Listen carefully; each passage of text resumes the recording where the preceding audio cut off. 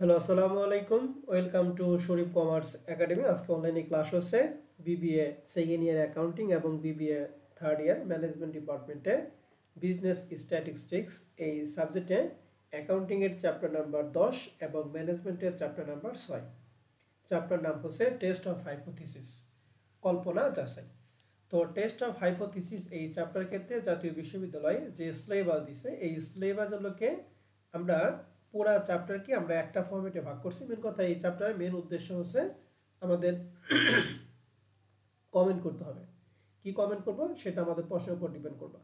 তো এই চ্যাপ্টারের থেকে আমাদের 2017 সাল থেকে 2022 সাল পর্যন্ত যে প্রশ্নগুলো আছে তার একটা অ্যানালাইসিস আমি এখানে দাঁড় করছি। দেখতেছি যে এই চ্যাপ্টার থেকে 2017 সালে পার্সিতে একটা, 2018 সালে পার্সিতে একটা, 19 সালে কোনো প্রশ্ন হয় নাই, 20 সালে কোনো প্রশ্ন হয় নাই, 21 সালে পার্সিতে একটা প্রশ্ন হয়েছে, 22 সালে পার্সিতে একটা প্রশ্ন হয়েছে। এবার পরীক্ষা হচ্ছে 2023 সালে একটা প্রশ্ন হয়েছে। আর অ্যাকাউন্টিং যারা তোমরা পরীক্ষা দিবা 2024-এ।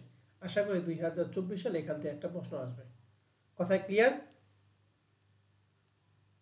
আর ম্যানেজমেন্ট ডিপার্টমেন্টের শিটে ম্যানেজমেন্টের অ্যানালাইসিসটা দিয়ে আছে। তো এই চ্যাপ্টার শুরু করার আগে প্রথমে আমরা এই চ্যাপ্টারের বেসিক আলোচনা করব, এরপর আমরা অঙ্কে ঢুকবো। তো শুরুতেই এই পুরা চ্যাপ্টারের মাত্র সূত্র হচ্ছে 3টা। এই 3টা সূত্র দিয়ে আমরা পুরা চ্যাপ্টারটা কভার করতে পারবো। তুমি যে কোনো বইয়ের অঙ্ক করবা এই 3টা সূত্রের যে কোনো একটা সূত্র অ্যাপ্লাই হবে। এখন কখন কোন সূত্র অ্যাপ্লাই করবো সেটা আগে আমরা দেখাই। 1 নম্বর সূত্র লেখা আছে, যখন একটি মিন ও একটি এসডি দেওয়া থাকবে। এসডি আমরা সেন্টার টেন্ডেন্সি চ্যাপ্টার ক্ষেত্রে এসডি মানে কি স্ট্যান্ডার্ড ডিভিশন, আর মিনটা আমরা কি দ্বারা প্রকাশ করি? এক্স বার দ্বারা প্রকাশ করি। তাহলে যখন একটা মিন এবং একটা এসডি দেওয়া থাকবে তখন সূত্র হচ্ছে জেড সমান সমান এক্স বার মাইনাস হচ্ছে মিউ, এটাকে উচ্চারণ হচ্ছে mu divided by sigma divided by root N. তাহলে সূত্র কি? এক্স বার মাইনাস মিউ ভাগ হচ্ছে sigma divided by root N. এখন এইটুকু একটা সূত্র, অর দিয়ে আরেকটা সূত্র আছে। এখন এই হাইপোথিসিস চ্যাপ্টারের ক্ষেত্রে আমাদের দুইটা টেস্ট, একটা হচ্ছে জেড টেস্ট, একটা হচ্ছে জেড টেস্ট আর একটা হচ্ছে টি টেস্ট। তাহলে হাইপোথিসিস চ্যাপ্টারের ক্ষেত্রে কয়টা টেস্ট বলো তো দেখি?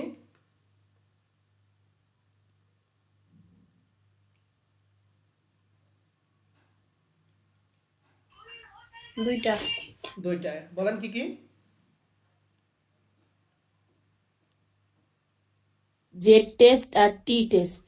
একটা জেড টেস্ট আর একটা হচ্ছে টি টেস্ট। এখন এই যে সূত্রের অরের আগে যেটুকু এটুকু হচ্ছে জেড টেস্টের সূত্র, আর অরের পরে যেটুকু সেটা হচ্ছে টি টেস্টের সূত্র। 2 নাম্বার সূত্রের ক্ষেত্রে একই, এই অরের আগে একটুকু হচ্ছে জেড টেস্ট, অরের পরে একটুকু হচ্ছে টি টেস্ট। 3 নাম্বার সূত্রের ক্ষেত্রে জেড টেস্ট আর টি টেস্টের সূত্র সেম। এন্ড প্রশ্ন হচ্ছে আমরা কখন এই জেড টেস্ট এবং কখন আমরা টি টেস্ট অ্যাপ্লাই করব, এটা হচ্ছে আমাদের মেন কথা।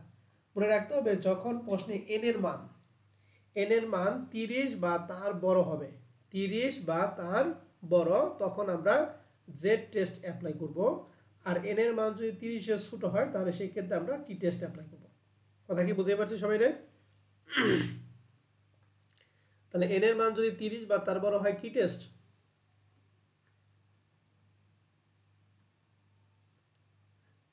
Z test. তোমরা রেসপন্স এত দেরিতে কেন? সাথে সাথে রেসপন্স করতে হবে, হ্যাঁ। আর 30 এর যদি ছোট হয় তাহলে কি টেস্ট? টি টেস্ট। টি টেস্ট। এখন জেড টেস্ট আর টি টেস্টের সূত্র সব একই। দেখেন এখানে এক্স বার, এখানে এক্স বার, এখানে মিউ, এখানেও মিউ। এই সিগমা মানে হচ্ছে স্ট্যান্ডার্ড ডিভিশন, এখানে এস কথাটা মানে হচ্ছে স্ট্যান্ডার্ড ডিভিশন। এন মানে নাম্বার অফ পপুলেশন, এখানে এন মানে নাম্বার অফ পপুলেশন। তার মানে জেড টেস্ট এবং টি টেস্টের সূত্র এক, শুধুমাত্র প্রতীকটা পরিবর্তন। জেড টেস্টে যেখানে সিগমা দিব, টি টেস্টের ক্ষেত্রে সেখানে আমরা কি দিব বলো দেখি? এস। এস। এই সিগমা মানে স্ট্যান্ডার্ড ডিভিশন, এই এস মানে হচ্ছে স্ট্যান্ডার্ড ডিভিশন। তার মানে মান কত? সব ঠিক, শুধুমাত্র সিগমার পরিবর্তে টি টেস্টের ক্ষেত্রে আমরা দিব এস। এটা সব ক্ষেত্রে একই। এখন কোনটা কি? এখানে এক্স বার সমান সমান মিন, মিউ হচ্ছে পপুলেশন মিন, পপুলেশন মিনকে আমরা মিউ দ্বারা প্রকাশ করব। সিগমা মানে স্ট্যান্ডার্ড ডিভিশন, এন মানে নাম্বার অফ স্যাম্পল। তাহলে 1 নম্বর সূত্র আমরা কখন অ্যাপ্লাই করব? যখন প্রশ্নে একটা মিন ও একটা কি থাকবে বলো তো দেখি? এসটি থাকবে। এসডি থাকবে, তখন হচ্ছে আমরা 1 নম্বর সূত্র অ্যাপ্লাই করব। 2 নাম্বারটা লেখা আছে যখন প্রশ্নে দুইটা মিন ও দুইটা কি থাকবে বলো তো দেখি? Standard deviation. দুইটা মিন ও দুইটা এসডি দেয়া থাকবে, তখন সূত্র হচ্ছে 2 নাম্বার সূত্রটা। তাহলে এই যে অরের আগেরটুকু এইটুকু হচ্ছে জেড টেস্টের সূত্র, অরের পরেরটুকু হচ্ছে টি টেস্টের সূত্র। এখন সূত্র কি? X bar 1 minus X bar 2 divided by root sigma 1 তার whole square divided by n1 plus sigma 2 তার whole square divided by n2। তাহলে এইটুকু সূত্র হচ্ছে জেড টেস্টের, আর এই পরেরটুকু সূত্র হচ্ছে কি? টি টেস্টের। জেড টেস্ট আর টি টেস্টের মধ্যে পার্থক্য হচ্ছে প্রতীক। যেখানে জেড টেস্টের ক্ষেত্রে সিগমা দিতে হয়, সেখানে টি টেস্টের ক্ষেত্রে কি দিতে হবে বলো দেখি? এস দিতে হবে। Standard S. ডেভিয়েশন। এস। ওই সিগমা মানে স্ট্যান্ডার্ড ডিভিয়েশন, এসও মানে কি? Standard deviation. মান কোনো পরিবর্তন নেই, শুধুমাত্র প্রতীকটাই চেঞ্জ। তাহলে আমরা বুঝতে পারলাম 2 নাম্বার সূত্র আমরা 2 নাম্বার সূত্র কখন অ্যাপ্লাই করব? যখন প্রশ্নে দুইটা মিন থাকবে এবং দুইটা কি থাকবে? মিডিয়ান। কি বলে? Standard division. না দুইটা সরি এসটি। স্ট্যান্ডার্ড দুইটা এসটি। 3 নাম্বার সূত্রটা হবে যখন প্রশ্নে দুইটা মিন দেয়া থাকবে, শুধুমাত্র দুইটা মিন থাকবে। স্ট্যান্ডার্ড ডিভিশন নিয়ে স্ট্যান্ডার্ড ডিভিশন দেয়া থাক বা না থাক সেটা আমাদের দরকার নাই, শুধু দুইটা মিন যদি দেয়া থাকে তাহলে সেক্ষেত্রে আমরা 3 নাম্বার সূত্রটা অ্যাপ্লাই করব। 3 নাম্বার সূত্র হচ্ছে p1 minus p2 divided by root over p into 1 minus p into 1 by n1 plus n by n2। তাহলে 3 নাম্বার সূত্র হচ্ছে যখন শুধুমাত্র দুইটা কি থাকবে? মিন থাকবে। এখন এখানে কোনটা কি সেটা যখন 3 নাম্বার সূত্র অ্যাপ্লাই করব তখন আমি এটা দেখিয়ে দেব। এখন দেখাইলে আপনি কিছুই মনে থাকবে না। এখন জাস্ট আপনাদের মাথায় রাখতে হবে একটা মিন একটা এসডি থাকলে 1 নাম্বারটা, দুইটা মিন দুইটা এসডি থাকলে 2 নাম্বারটা, এবং শুধুমাত্র দুইটা মিন থাকলে কয় নাম্বার সূত্র বলো তো দেখি? 3 নাম্বার। 3 নাম্বার। ওকে। আর 1 নাম্বার এবং 2 নাম্বার ক্ষেত্রে জেড টেস্ট এবং টি টেস্টের সূত্র সেম, শুধু সিগমার পরিবর্তে টি টেস্টের ক্ষেত্রে কি হবে? এস। এস হবে। এস। এই সিগমা মানে স্ট্যান্ডার্ড ডিভিশন, এসও মানে কি? Standard deviation.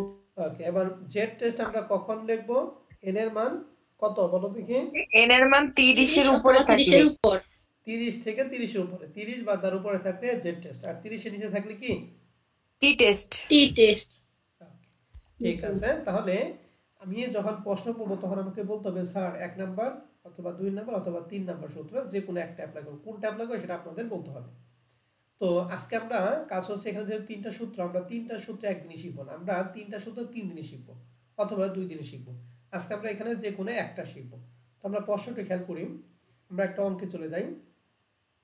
তো অঙ্ক করার জন্য এই চ্যাপ্টার অঙ্ক করার জন্য অঙ্ক নমুনাটা কি হবে তার একটা নমুনা দিছি। প্রত্যেকটা অঙ্কে এই নিয়মে অঙ্ক সমাধান করতে হবে, এর বাইরে আর কোনো কিছু অ্যাড হবে না। এখান থেকে বিয়োগ হবে, বাট এখান থেকে এর বাইরে আর কোনো কিছু অ্যাড হবে না। তাহলে আমরা একটা নমুনা দেখি। এই নমুনাটা আপনার মাথার মধ্যে সবসময় রাখবেন, যে কোনো অঙ্ক এই ফরম্যাটে আপনি সমাধান করে আসবেন। তাহলে ফরম্যাটটা কি? প্রথমে গিভেন দ্যাট দিয়া n এর মান যদি দুইটা থাকে তাহলে লিখব n1 এবং n2, আর যদি একটা থাকে তাহলে সরাসরি n। ঠিক একই রকম ভাবে স্ট্যান্ডার্ড ডিভিশন যদি দুইটা থাকে তাহলে প্রথমটা লিখব সিগমা 1, দ্বিতীয়টা লিখব সিগমা 2 এর মান, আর যদি একটা থাকে তাহলে শুধু সিগমা লিখলেই হবে। আর x বারের মান যদি দুইটা থাকে তাহলে প্রথমটা x বার 1, দ্বিতীয়টা x বার 2, আর যদি একটা থাকে তাহলে শুধু x বার লিখলেই হবে। তাহলে প্রথম মানটা হলো প্রশ্নে যা দেয়া থাকবে আমরা হুবহু দেখে দেখে কি তাই লিখব। কথা ক্লিয়ার সবাই? জি স্যার। এরপরে এখানে দুইটা অ্যাজাম্পশন আমরা সেট করব। এই দুইটা অ্যাজাম্পশন কিন্তু আপনাকে মুখস্থ রাখতে হবে। এই দুইটা অ্যাজাম্পশন প্রত্যেকটা অঙ্ক করার ক্ষেত্রে এই দুইটা অ্যাজাম্পশন কি থাকবে? ফিক্সড। অ্যাজাম্পশন দুইটার মধ্যে প্রথমটা হচ্ছে অ্যাজুম নাল হাইপোথিসিস। নাল হাইপোথিসিস রে আমরা প্রকাশ করব H0 দ্বারা, আর অল্টারনেটিভ হাইপোথিসিসকে প্রকাশ করব H1 দ্বারা। তাহলে নাল হাইপোথিসিস সমান সমান H0 সেমিকলন μ1 ইকুয়াল μ2। তাহলে নাল হাইপোথিসিসের ক্ষেত্রে μ1 এবং μ2 কি হবে, সমান হবে নাকি অসমান হবে? স্যার এটা এটা কি বললেন আবার একটু বলেন। মি ওয়ান μ1 সমান সমান কি μ2, লিখে রাখো, বাংলায় লিখে রাখো অবশ্যই μ1 ইকুয়াল μ2। আর অল্টারনেটিভ হাইপোথিসিসে আমরা h1 দ্বারা প্রকাশ করব, যেটা হচ্ছে μ1 নট ইকুয়াল কি μ2। μ2। তাহলে অল্টারনেটিভ স্যার ক্ষেত্রে μ2 কি μ1 উল্টা ইকুয়াল করে লিখলে μ2 হবে না? আর অল্টারনেটিভ হাইপোথিসিসের ক্ষেত্রে μ1 নট ইকুয়াল μ2। ঠিক আছে, কে কিছু বললা? জি স্যার, মানে মি ওয়ান বলতেছেন এগুলো তো কখনো আগে করিনি। এই এই চিহ্নটা μ1 কিভাবে μ2 লিখবো? এর কোনো মান প্রশ্নে দেয়া থাকবে না, এটা লেখা, এটা মান কখনো দেয়া থাকবে না প্রশ্নে।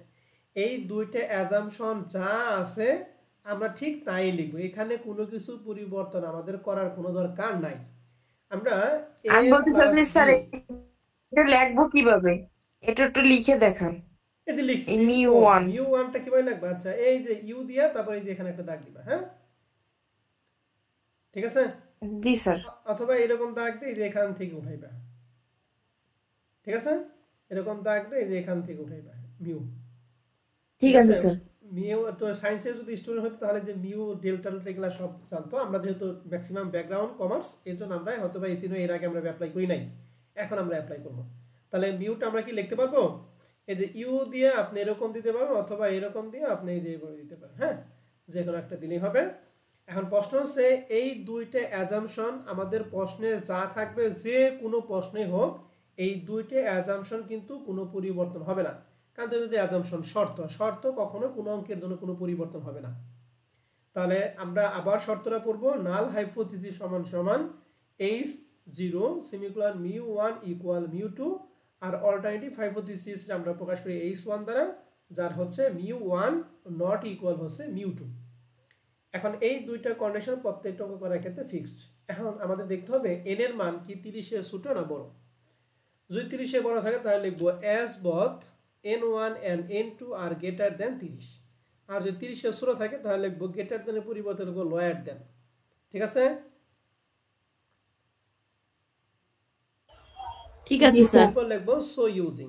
আমরা তোমাদের সূত্র শেখাচ্ছি টোটাল 3টা। এক নাম্বার সূত্র যখন একটা মিন একটা এসডি, দুই নাম্বারটা যখন দুইটা মিন দুইটা এসডি, আর তিন নাম্বারটা শুধু দুইটা মিন থাকলে।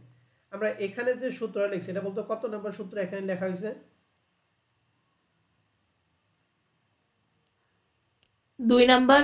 2 নাম্বার সূত্র। জেড টেস্ট না টি টেস্টের? স্যার এটা টি টেস্ট মনে হয়। টি এর জেড ক্ষেত্রে টেস্ট। এটা হলো জেড টেস্ট। আর যদি টি টেস্ট হয় তাহলে এই ক্ষেত্রে যে সিগমার পরিবর্তন হবে কি এস, আর কিচ্ছু না, আর যা আছে আগেটাই। এখন প্রশ্ন হচ্ছে এখানে 2 নাম্বার সূত্র আমরা এখানে লিখছি, কিন্তু প্রশ্নের মধ্যে যদি একটা মিন একটা এসডি থাকে তাহলে কত নাম্বার সূত্র লিখবেন? 1 নাম্বার।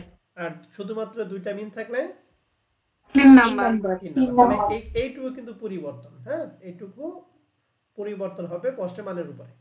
কিন্তু এই যে অ্যাজাম্পশন যে দুইটা আছে, এই দুইটা যে কোনো মানই থাকুক, মান দুইটা আমাদের সেম থাকবে। এরপরে এই সূত্র অ্যাপ্লাই করে আমরা যে মান বসাবো, এই মানের একটা ভ্যালু বের করবো। ওই ভ্যালুকে আমরা বলবো হচ্ছে, ওই ভ্যালুটা আমরা দিব যে দুই পাশে দুইটা দাগ, এই দুইটা দাগকে আমরা বিজনেস ম্যাথে পড়েছিলাম অ্যাবসোলেট। এই দুটো দাগকে কি বলবো দেখি? অ্যাবসোলেট। উচ্চারণ হচ্ছে অ্যাবসোলেট জেড। তাহলে অ্যাবসোলেট জেডে এই অ্যাবসোলেটের কাজ হচ্ছে যে কোনো সংখ্যাকে পজিটিভ করা। নেগেটিভ যদি হয় উত্তর হয়ে যাবে কি পজিটিভ। যেমন মনে করেন এটা ক্যালকুলেশনের মান হয়েছে -2, কিন্তু এটা যখন আমি অ্যাবসোলিউট জেড বের করব এটা কি -2 হবে নাকি +2 হয়ে যাবে বলো দেখি? +2। আবার জেড এর মান মনে করা হয়েছে 2, তাহলে অ্যাবসোলিউট জেড করার পরে কি -2 হবে না 2ই থাকবে? -2 হবে না, 2ই থাকবে। এই অ্যাবসোলিউট জেড এর কাজ হলো নেগেটিভ রে পজিটিভ, কিন্তু পজিটিভ নেগেটিভ করতে তো বলি নাই। পজিটিভ থাকলে পজিটিভই, নেগেটিভ থাকলে নেগেটিভে কি করব বলো দেখি? পজিটিভ। তার মানে বুঝতে পারলা যে এই অ্যাবসোলিউট জেড এর মানটা কখনো নেগেটিভ হবে না। ঠিক আছে? ঠিক আছে স্যার। জি স্যার। এবার আমরা আসো, তাহলে এই যে মানটা আমরা বের করব, এটা যেহেতু ক্যালকুলেশন করব, এর জন্য আমরা এইটাকে মানটাকে বলবো আমরা ক্যালকুলেট ভ্যালু। এই ক্যালকুলেট ভ্যালু আর একটা আছে টেবিল ভ্যালু। এই টেবিল ভ্যালুর মান হচ্ছে দুইটা, একটা হচ্ছে 5%, একটা হচ্ছে 1%। তাহলে 5% significant level critical value of Z সমান সমান 5% এর মানটা তোমাকে মুখস্থ রাখতে হবে কি প্লাস মাইনাস 1.96, আর 1% এর মান হচ্ছে প্লাস মাইনাস 2.58। এই 5% এর মানটা এবং 1% এর মানটা আপনাকে মুখস্থ রাখতে হবে। যদি মুখস্থ না রাখেন তাহলে বইয়ের পিছনে অনেকগুলি পৃষ্ঠা দিয়ে আছে, প্রায় 10-12 পৃষ্ঠা দিয়ে আছে, ওগুলো আপনাকে ফটোকপি করে হল নিয়ে যেতে হবে। তো ফটোকপি করে হলে নিয়ে যাওয়া তো পসিবল না, এই তো আমরা দুইটা মান কি করবো মুখস্থ করে ফেলাবো। তাহলে 5% মানটা কি প্লাস মাইনাস 1 পয়েন্ট কত 96 আর 1% এর মান প্লাস মাইনাস 2.58 58। তাহলে এই দুইটা মানকে আমরা বলছি টেবিল ভ্যালু। টেবিল ভ্যালু মানে কি টেবিল থেকে যে মানটা আনা হয়েছে, তাহলে এইটা হচ্ছে টেবিল ভ্যালু, আর আমরা যেটা বের করি সেটা কি ক্যালকুলেট ভ্যালু। এখন প্রশ্ন হচ্ছে পরীক্ষা হলে আপনাকে 5% অথবা 1% দুইটার যে কোনো একটা মান নিতে হবে। এখন কোন মান নিব সেটা হচ্ছে 5% কথা যদি বলা থাকে তাহলে 5% মান, 1% এর কথা বলা থাকে 1%। আর যদি 5% বা 1% সম্পর্কে কোনো ডিরেকশন বলা না থাকে তাহলে আমরা 5% এ অঙ্ক সমাধান করব। বুঝতে পারছি? জি স্যার। তাহলে 5% এবং 1% এর মধ্যে আমরা দুইটা অ্যাপ্লাই করব নাকি যে কোনো একটা? যে কোনো যে একটা। কোনো একটা যে কোনো একটা। তাহলে যে কোনো একটা, আর যদি না থাকে তাহলে আমরা কত পার্সেন্টে কাজ করব? 5%। 5%। তাহলে আমরা ক্যালকুলেট ভ্যালু পাবো আর একটা কি টেবিল ভ্যালু পাবো, নয় 5% অথবা 1%, যে কোনো একটা মান পাবো। এন্ড এই ক্যালকুলেট ভ্যালু এবং টেবিল ভ্যালু এই দুইটার সাথে কম্পেয়ার করে আমরা কমেন্ট করব। লেখা আছে decision absolute Z, absolute Z এর মানটা যদি 5% এর কাজ করে তাহলে হবে প্লাস মাইনাস 1.96, আর 1% হয় তাহলে 5 প্লাস মাইনাস 2.58। দেখুন যে এই মানটা জেড এর থেকে বড় কিনা, যদি বড় হয় তাহলে গ্রেটার দেন দিব, যদি ছোট হয় তাহলে লেস দেন দিব। ঠিক আছে? বড় হলে কি গ্রেটার দেন চিহ্ন, ছোট হলে কি লেস দেন চিহ্ন। ক্লিয়ার? জি স্যার। তাহলে ডিসিশনটা হলো অ্যাবসোলিউট জেড এর মান, কিন্তু এই মানটার সাথে দেখবো যে এই 1% বা 5% মানটা কি গ্রেটার দেন নাকি লেস দেন। যদি greater than greater than, less than less than চিহ্ন। এখন ডিসিশন নেওয়ার পর আমরা সুন্দর করে করব কি কমেন্ট। এই কমেন্ট হলো দুইটা কমেন্ট। কমেন্টের মধ্যে প্রথম কথা হচ্ছে যদি নাল হাইপোথিসিসটা আমরা একবার রিজেক্ট করব, অল্টারনেটিভ নাল হাইপোথিসটা একবার কি অ্যাকসেপ্ট করব। অল্টারনেটিভ হাইপোথিসিসে আমাদের কোনো কমেন্ট করার দরকার নাই। অল্টারনেটিভ হাইপোথিসিসে আমরা কোনো কমেন্ট করব না, আমরা শুধুমাত্র কমেন্ট করব কি নাল হাইপোথিসিস, নয় রিজেক্ট করব অথবা কি অ্যাকসেপ্ট করব। অল্টারনেটিভ হাইপোথিসিসে আমাদের কোনো কমেন্ট নাই। এখন কথা হচ্ছে কখন আমরা রিজেক্ট করব আর কখন আমরা অ্যাকসেপ্ট করব। মনে রাখবেন সবসময় টেবিল ভ্যালুর থেকে যদি ক্যালকুলেট ভ্যালু বড় হয়, আমি আবার বলতেছি টেবিল ভ্যালুর থেকে যদি ক্যালকুলেট ভ্যালু বড় হয় তাহলে নাল হাইপোথিসিস রিজেক্ট করব, আর যদি এটা উল্টা হয়ে যায় তাহলে নাল হাইপোথিসিস করব অ্যাকসেপ্ট। কথাটা আমরা আবার বলতেছি টেবিল ভ্যালুর থেকে যদি ক্যালকুলেট ভ্যালু বড় হয় তাহলে নাল হচ্ছে রিজেক্ট, আর যদি ছোট হয় তাহলে নাল কি অ্যাকসেপ্ট। কথাটা কি বলেন তো দেখি? মানে টেবিল ভ্যালু থেকে যদি ছোট হয় তাহলে অ্যাকসেপ্টেড হবে, আর যদি কি বড় ছোট হয় হবে? তাহলে কনফিডেন্ট কথা রিজেক্টেড বলবেন, হবে। কি ছোট হবে? স্যার টেবিল ভ্যালু থেকে যদি ক্যালকুলেট ভ্যালু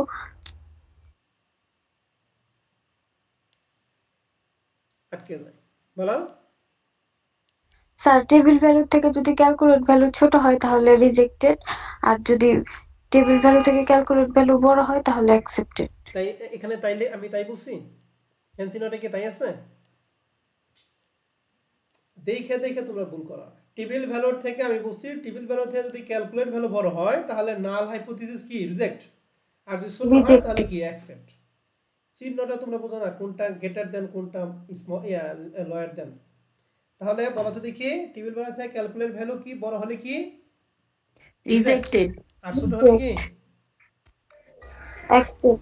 অ্যাকসেপ্ট। এখন আসি এখানে কি কি লিখছি। যদি z থাকে আমরা লিখব z, যদি t থাকে আমরা লিখব t। CAL মানে ক্যালকুলেট ভ্যালু। এখানে কি z থাকলে z, t থাকলে t, টেবিল মানে হচ্ছে টেবিল ভ্যালু। ঠিক আছে? তাহলে CAL মানে ক্যালকুলেট ভ্যালু আর টেবিল মানে তো টেবিল ভ্যালু। তাহলে আমরা টেবিল ভ্যালু থেকে যদি ক্যালকুলেট ভ্যালু বড় হয় তাহলে আমরা নাল হাইপোথিসিসে কি করব? রিজেক্ট করব, আর উল্টা যদি হয় তাহলে কি অ্যাকসেপ্ট। অ্যাকসেপ্টেড। তাহলে প্রত্যেকটা অঙ্ক এই চ্যাপ্টারের প্রত্যেকটা অঙ্ক আমরা এই ফরম্যাটের বাইরে আমরা যাব না, যে কোনো অঙ্কই হোক এই ফরম্যাটের বাইরে আর কোনো কিছুই নাই। তাহলে ফরম্যাটটা আমরা আবার দেখতেছি। প্রথমে প্রশ্নে গিভেন দ্যাট যা মান থাকবে তা আমরা লিখব। এরপরে অল্টারনেটিভ হাইপোথিসিস এবং নাল হাইপোথিসিস এই দুইটা মান কন্ডিশন হচ্ছে সবসময় প্রত্যেকটা অঙ্ক করার জন্য কি থাকবে, ফিক্স থাকবে। এরপরে দেখবো যে এন এর মান কি 30 এর বড় না ছোট। বড় থাকলে লিখবো as both n1 and n2 আর গ্রেটার দেন 30, ছোট থাকলে লিখবো লোয়ার দেন 30। সো ইউজিং যদি দুইটা মিন দুইটা ইজি থাকে তাহলে দুই নাম্বারটা, একটা মিন একটা ইজি থাকলে এক নাম্বার সূত্রটা, আর যদি শুধুমাত্র দুইটা মিন থাকে তাহলে কয় নাম্বার সূত্র, 3 নাম্বার সূত্র। এবং যে মান যে সূত্র হবে এই সূত্রের মান বসে আমাদের যে মানটা পাবো ওই মানটাকে আমরা কি করব, অ্যাবসোলিউট করব। অ্যাবসোলিউটের কাজ কি, নেগেটিভটা পজিটিভ আর পজিটিভটা নেগেটিভ করা। নেগেটিভটারে পজিটিভ করা, কিন্তু পজিটিভ থাকে পজিটিভ হবে, ওরা আবার নেগেটিভ করতে দেয় না, হ্যাঁ, আবেগের ঠেলায়। তাহলে আমরা যে মান পাবো এটাকে বলা হবে ক্যালকুলেট ভ্যালু। আর টেবিল ভ্যালুর মান হচ্ছে দুইটা, একটা 5% একটা কি 1%। প্রশ্নে যদি কোনো কিছু বলা না থাকে আমরা 5% করব, ঠিক আছে। 5% মান হচ্ছে প্লাস মাইনাস 1.96 আর 1% মান হচ্ছে প্লাস মাইনাস 2.58, ঠিক আছে। এন্ড এই ক্যালকুলেট টেবিল ভ্যালুর দুইটার যে কোনো একটা মান কিন্তু আমার আবেগে ঠেলা কিন্তু দুইটাই দিয়েন না, দুইটার যে কোনো একটা। প্রশ্নে যা থাকবে তাই, না থাকলে 5%। এরপর আমরা ডিসিশন নিব যে গ্রেটার দেন না লেস দেন, এরপর আমরা কমেন্ট করব। আমরা নাল হাইপোথিসিসটা অ্যাকসেপ্ট কখন করব বলো দেখি। নাল হাইপোথিসিসটা অ্যাকসেপ্ট করব কখন, যখন ক্যালকুলেটের মান থেকে ছোট হবে, মানে এই মানের থেকে ছোট হবে কি মানের থেকে ছোট ক্যালকুলেট। হবে। স্যার টেবিল ভ্যালু থেকে ক্যালকুলেট ভ্যালু ছোট হলে তখন আমরা অ্যাকসেপ্ট করব, আর যদি টেবিল ভ্যালু থেকে ক্যালকুলেট ভ্যালু বড় হয় রিজেক্টেড। রিজেক্ট করব। কথাটা ভালো করে সবাই খেয়াল করো, হ্যাঁ। আর রেকর্ডটা কমপক্ষে সবাই দুইবার করে দেখবা, এরপর অঙ্ক শুরু করবা, আদারওয়াইজ এই চ্যাপ্টার অঙ্ক শুরু করা যাবে না। তাহলে আমরা ফরম্যাটটা দাঁড় করাইলাম। এখন আসি এই ফরম্যাটে আমরা কিছু অঙ্ক করব। এর মধ্যে প্রথম যে অঙ্কটা ছিল প্রবলেম 1 নাম্বার অঙ্কটা, এটা 2021 সালে অ্যাকাউন্টিং ডিপার্টমেন্টে, 2018 সালে মার্কেটিং, আর 2021 ও 2016 সালে ম্যানেজমেন্ট ডিপার্টমেন্টে। তাহলে অঙ্কটা অ্যাকাউন্টিং আইছে, ম্যানেজমেন্ট আইছে, মার্কেটিং আইছে। তো প্রশ্নটা এই প্রশ্নটা মূলত আমাদের প্রশ্ন, এটা পারলে আমাদের এই এক্সারসাইজে 90% এক্সারসাইজ তোমরা নিজেরা পারবা। তো প্রশ্নটা আমরা একটু পড়তেছি, ভালো করে খেয়াল করি। প্রশ্ন লেখা আছে ইন্টেলিজেন্সি test on a group of boys and girls given the following result. এখানে আমাদের মিন দেওয়া আছে, এসডি দেওয়া আছে এবং এন দেওয়া আছে, গার্লস দেওয়া আছে এবং কি বয়েজ দেওয়া আছে। তাহলে প্রথম যে থাকবে তারে ধরবো 1 আর দ্বিতীয় যে থাকবে তারে ধরবো 2। তাহলে এই অঙ্কের জন্য গার্লস হচ্ছে 1, বয়েজ হচ্ছে 2। তাহলে প্রথমে লেখা আছে মিন। মিনটা আমরা কি দ্বারা প্রকাশ করি বলো তো দেখি। মিন মানে কি, x বার। x বার, গুড। তাহলে x বার গার্লের জন্য যেটা আছে সেটা x বার 1, আর বয়েজের জন্য যেটা সেটা কার মান, x বার 2। এই যে এখানে স্ট্যান্ডার্ড ডেভিয়েশন আছে মানে এটা কি সিগমা, তাহলে এই 15 হচ্ছে সিগমা 1 আর 20 হচ্ছে কি সিগমা 2। আর n তো nই, তাহলে প্রথমটা হচ্ছে n1 আর দ্বিতীয়টা হচ্ছে কি n2। তাহলে x bar 1 x bar 2 sigma 1 sigma 2 n1 n2, এই ছয়টা জিনিস কি আমরা সবাই ক্লিয়ার? জি স্যার। কারো কোনো প্রশ্ন আছে এই ছয়টার মধ্যে? না। ওকে, এখন তাহলে এই প্রশ্নটা দেখে আমাকে বলেন তো দেখি 1 নাম্বার সূত্র না 2 নাম্বার সূত্র না 3 নাম্বার সূত্র অ্যাপ্লাই করব? 2 নাম্বার। 2 নাম্বার। কেন 2 নাম্বারটা অ্যাপ্লাই করব? দুইটা মিন আছে, দুইটা এসডি আছে। গুড, ধন্যবাদ ম্যাডাম। তাহলে আসেন আমরা তাহলে অঙ্ক শুরু করব। তাহলে আমরা লিখছি বিসমিল্লাহির রহমানির রহিম, শুরু করছি given that n1 150 n2 250 sigma 1 15 sigma 2 20 x bar 1 75 x bar 2 হচ্ছে 70। এই গিভেন দ্যাটের মধ্যে যা লিখছি এইটুকুর মধ্যে আপনাদের কারো কোনো প্রশ্ন আছে?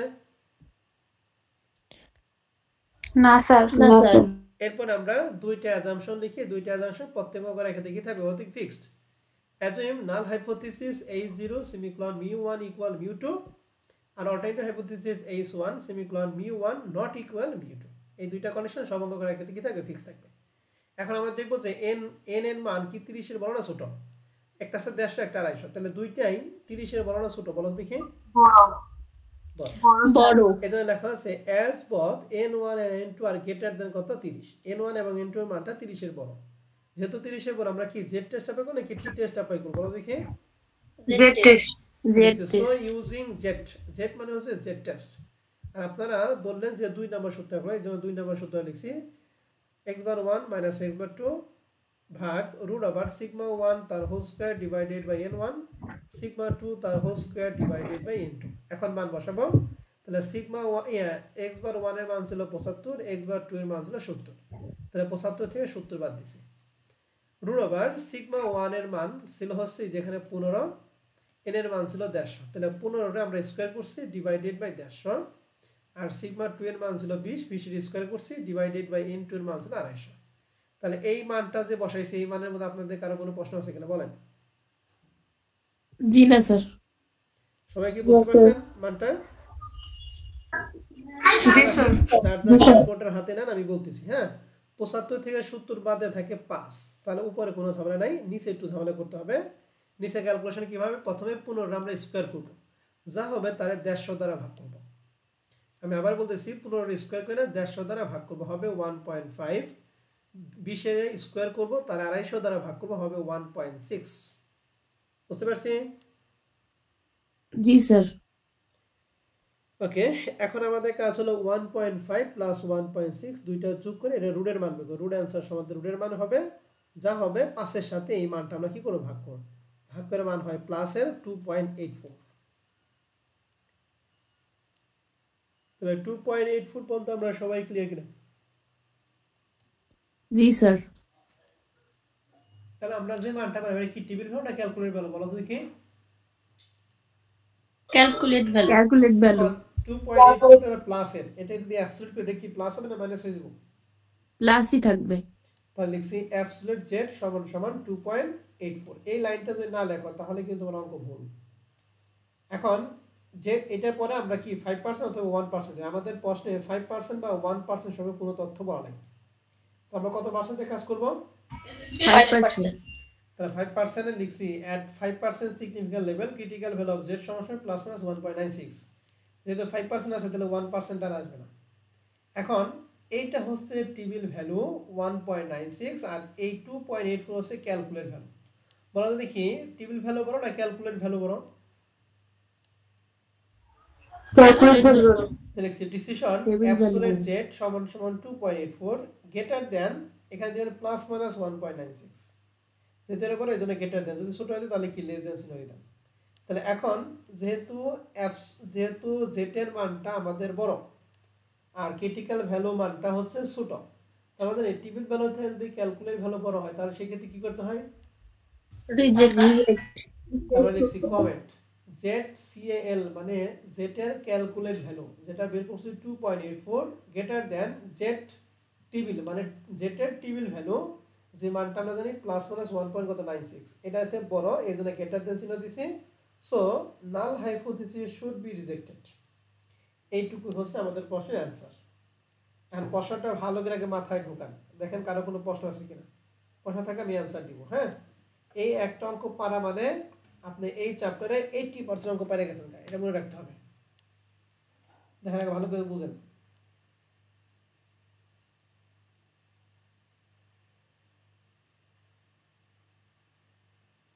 স্যার ওই রুট ওভারের ওইটা আরেকবার বলেন, ওই মানটা।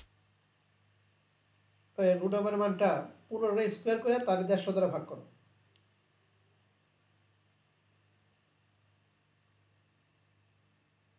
তারপরের লাইন।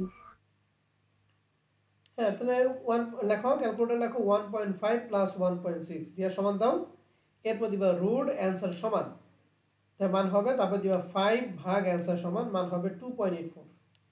যার যার ক্যালকুলেটর আছে ক্যালকুলেটর বের করো, আমি বলে দেই।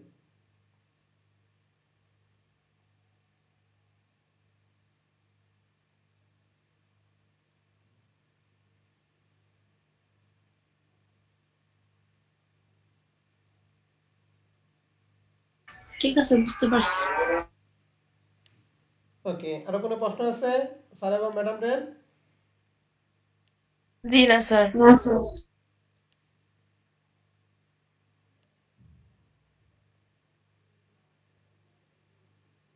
তাহলে এই টাইপের যদি একটা অঙ্ক দেই আপনারা কি অঙ্ক পারবেন?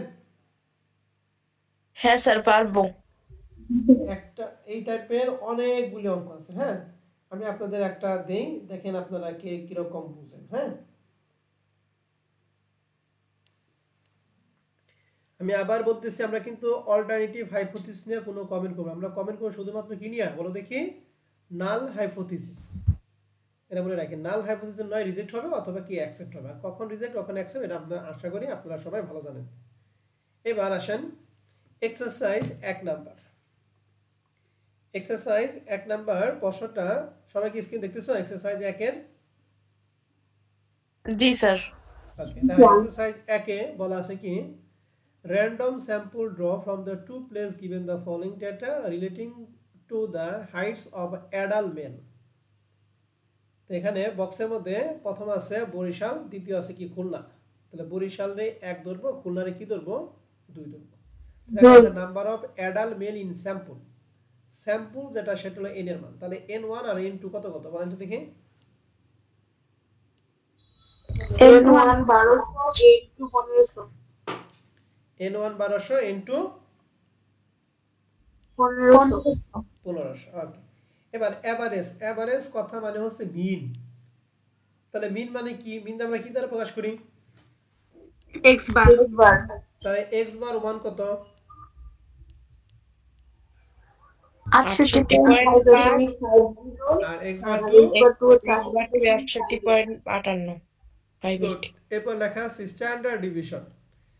স্ট্যান্ডার্ড ডিভিশন আমরা কি দ্বারা প্রকাশ করি, সিগমা সিগমা সিগমা 1 আর সিগমা 2 2.5 আর সিগমা 2 গুড 3 তাহলে এইটুকু তথ্য পরে দেখলাম আমাদের দুইটা মিন এবং দুইটা কি দিয়ে আছে, মিডিয়ান আছে, সরি স্ট্যান্ডার্ড ডিভিশন। স্ট্যান্ডার্ড এবং দুইটা কি স্ট্যান্ডার্ড ডিভিশন দিয়ে আছে। তাহলে কত নম্বর সূত্রে অ্যাপ্লাই করব, 2 নাম্বার। তাহলে কি 2 নম্বর সূত্রে অ্যাপ্লাই করা পারবো? জি স্যার। হ্যাঁ, 2 নম্বর সূত্রে অ্যাপ্লাই করার পরে আমরা যে মানটা সেটা হলো ক্যালকুলেট ভ্যালু, আর আমাদের লাগবে টেবিল ভ্যালু। টেবিল ভ্যালু নিয়ে আমাদের প্রশ্নে বলছে test at A 5% level of significance.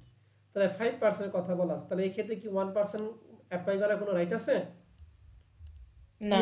5%। তাহলে 5% মান দিয়ে ক্যালকুলেট করবে, দেখবেন যে টেবিল ভ্যালু ক্যালকুলেটেড ভ্যালু কি বড় না ছোট। যদি টেবিল ভ্যালু থেকে ক্যালকুলেটেড ভ্যালু বড় থাকে তাহলে নাল হবে রিজেক্ট, আর যদি ছোট হয় তাহলে নাল হবে কি অ্যাকসেপ্টেড। কথা কি বোঝা গেছে? জি স্যার। তাহলে এক্সারসাইজ আর কি পারবো? হ্যাঁ স্যার পারবো। ওকে, আপনারা এক্সারসাইজ একটা নিজ দায়িত্ব করবেন, এরপর আমি একটা সলিউশন পিডিএফ দেবো। যদি রেজাল্ট মিলে আলহামদুলিল্লাহ, যদি না মিলে তাহলে সেক্ষেত্রে সলিউশন পিডিএফ হেল্প নেবেন। তার মানে এই না যে আপনি সরাসরি ওইটা দিয়ে শুরু করবেন, তা কিন্তু না, আগে নিজে করবেন। যদি মিলা যায় ভালো, আর যদি না মিলে তাহলে সেক্ষেত্রে ওইটা হেল্প নেবেন। তারপরে যদি না বোঝেন সেটা তো আমি আছি। 2 নাম্বার এক্সারসাইজে ওই বয়েস আছে এবং গার্লস আছে, তাহলে বয়েসে 1 ধরবো, গার্লসে কি ধরবো 2 ধরবো। তাহলে বলেন তো দেখি এই অঙ্কে 70 75 কার কার মান? এখানে x 70 হচ্ছে x বার 1 হচ্ছে 70, x বার 2 হচ্ছে 75, ওকে, p আর 15 সিগমা 1 হচ্ছে 20, সিগমা 2 হচ্ছে 15, 250 আর 400। n1 250 আর n2 150। তাহলে এই অঙ্কে কত নম্বর সূত্র অ্যাপ্লাই করব? স্যার এখানে 2 নাম্বার। 2 নাম্বার। আর এখানে 5% বা 1% এর কোনো কথা বলা নাই, আমরা কত পার্সেন্টে কাজ করব? 5%। তাহলে এক্সারসাইজ 2 পাবে নাকি? জি স্যার। ওকে, 3 নাম্বার এক্সারসাইজটা আমি আগামী ক্লাসে করাবো, এটা নিয়ে আপনাকে টেনশন করার দরকার নেই। হ্যাঁ, ঠিক আছে স্যার। আমরা চলে যাব 4 নাম্বার এক্সারসাইজে। এটা 2000 অ্যাকাউন্টিং এ প্রশ্ন লেখা আছে কি, a buyer of the electric bulb bought 100 bulb is of 2 famous brand. বলছে যে 100টা বাতি কিনছে দুইটা ফেমাস ব্র্যান্ডের। ব্র্যান্ড এ হ্যাড এ মিন, এই যে মিন মানে হচ্ছে এক্স বার, ঠিক আছে? ব্র্যান্ড এর জন্য এক্স বার দিয়ে আছে 1500 আওয়ার্স, উইথ স্ট্যান্ডার্ড ডিভিশন হচ্ছে 50 আওয়ার। তাহলে মিনের মান দিয়ে আছে 1500, এসডির মান দিয়ে আছে হচ্ছে 50। এটা হলো ব্র্যান্ড এর জন্য। whereas যেখানে brand B has a mean, brand B এর জন্য মিন হচ্ছে 1530 আর স্ট্যান্ডার্ড ডিভিশন হচ্ছে 60। তাহলে আমাদের দেখেন ব্র্যান্ড এ এবং ব্র্যান্ড বি দুইটার জন্য আমাদের মিন এবং এসডি দিয়ে আছে। তাহলে আমি যদি বলি x বার 1 x বার 2 কত কত একটু বলেন তো দেখি। x বার 1 1500 হবে 1500 আর x বার 2 হবে 1530। সিগমা 1 সিগমা 2 কত কত?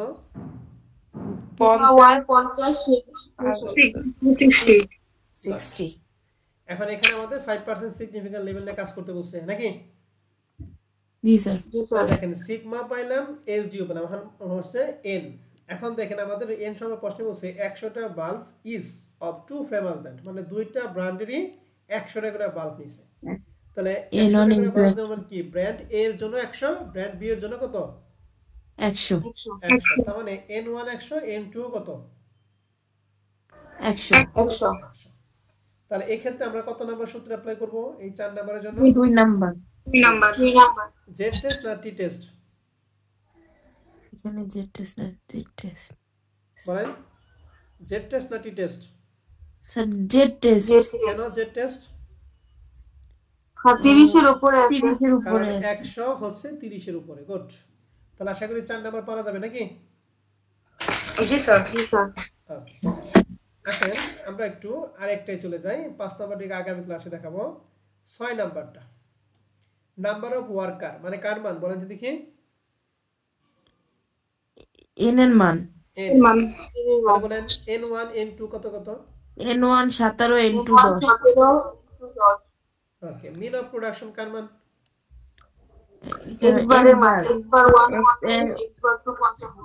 গুড। আর স্ট্যান্ডার্ড ডেভিয়েশন? এখানে আছে সিগমা 1 6, সিগমা 2 5। গুড। তাহলে এই অঙ্কে তো আমরা কত নাম্বার সূত্র অ্যাপ্লাই করব? 2 নাম্বার। আর কোন সিগনিফিক্যান্ট লেভেলের কথা বলা আমরা কত 1% না 5% করব? 5%। 5%। এখন কথা হচ্ছে এই অঙ্কে আমরা কি জেড টেস্ট অ্যাপ্লাই করব নাকি টি টেস্ট অ্যাপ্লাই করব? বলো দেখি। এন এর মান 17 10 দিয়ে আছে, 17 এবং 10। টি টেস্ট করব কারণ 30 এর কম আছে। গুড। তাহলে টি টেস্টের ক্ষেত্রে সিগমা 1 হবে নাকি এস 1 হবে? টি টেস্টের ক্ষেত্রে S1 হবে। S1। তাহলে আপনারা শুধু লিখবেন S1 তার whole square divided by N1 plus S2 divide S2 তার হোল স্কয়ার ডিভাইডেড কি N2। ছয় নাম্বার কি পাবো? জি স্যার। ওকে, তাহলে 6 নাম্বারটা দাগিয়ে রাখেন, এটা আপনাদের বাসায় কাজ থাকবে। স্যার 6 নাম্বারটা মানে আমি তেমন ভালো পারবো না তাই মনে হচ্ছে। কি সমস্যা? ওই যে আমি না একটা জিনিস মাথায় আসতেছে না, ওই যে জেড টেস্ট টি টেস্ট আছে না, এখানে 2টা সূত্র না, হ্যাঁ তা মানে ওইখানে যেটা হবে সেটা করতে হবে না? টি টেস্ট থাকলে টি টেস্টেরই সূত্র দিয়ে করতে হবে না? হ্যাঁ অবশ্যই টি টেস্টের সূত্রে যে সূত্র অ্যাপ্লাই করবেন ডান পাশের টুকু, এই যে সূত্র অ্যাপ্লাই করবেন, ঠিক আছে স্যার। এই যে এইটুকু সূত্র অ্যাপ্লাই করবেন। মান তো একই, এই ক্ষেত্রে যে মান এই ক্ষেত্রে একই মান। ঠিক জি আছে, স্যার, শুধু এবার সিগমা 1 বুঝছি। এর পরিবর্তে S1 হবে। এই তো এটা বাদ এইটা দেয়া লিখবেন। হ্যাঁ, আর যেটার পরিবর্তে লিখবেন কি টি, টি সমান সমান এইটুকু লিখবেন, এরপর মান বসাবেন। সহজ জিনিস, একই জিনিস। হ্যাঁ, তাহলে আমরা 6 পর্যন্ত দিলাম নাকি? এরকম আরো অনেক অঙ্ক আছে, যেমন যে 7 নম্বর অঙ্ক, 10 নম্বর অঙ্কটা, এই 10 নম্বর অঙ্কটা আপনাদের বাসায় কাজ থাকবে। ঠিক আছে, 6 10। তারপরে এই যে 12 নম্বর অঙ্কটা, এই 12 নম্বর অঙ্ক আপনাদের বাসায় কাজ থাকবে। এই যে মিন মানে x বার, এসডি তো এসডি, আর স্যাম্পল সাইজ মানে হচ্ছে n এর মান। তাহলে এখানে n এর মান প্রথমটায় দিয়ে আছে 15, দ্বিতীয়টা দিয়ে আছে 13। এখানে কি জেড টেস্ট না টি টেস্ট বলো তো দেখি? টি টেস্ট। তাহলে 12 নম্বর অঙ্কটা দাগিয়ে রাখো। হ্যাঁ, ওকে। তাহলে আজকে তোমাদের বাসায় কাজগুলি কি কি হইলো আমি একটু বলি। প্রথম হচ্ছে 12, এরপরে 10, এরপর হচ্ছে 6, এরপরে 4, আর 2 এবং 1। ঠিক আছে, এক নম্বরটা আমি করেই দিলাম, এক্সারসাইজ 1 এবং 2। তাহলে এই কয়টা অঙ্ক তোমরা বাসায় চেষ্টা করো। যদি কোনো সমস্যা হয় আগামী ক্লাসে আমাকে প্রশ্ন করবা, তোমার সমস্যা দেখে আমরা তার পরবর্তীতে এই যে এক্সারসাইজ 3 দিয়ে শুরু করব। ঠিক আছে, জি স্যার। তাহলে আজকে রেকর্ড ক্লাস এখানেই থাকবে। আপনাদের যদি কোনো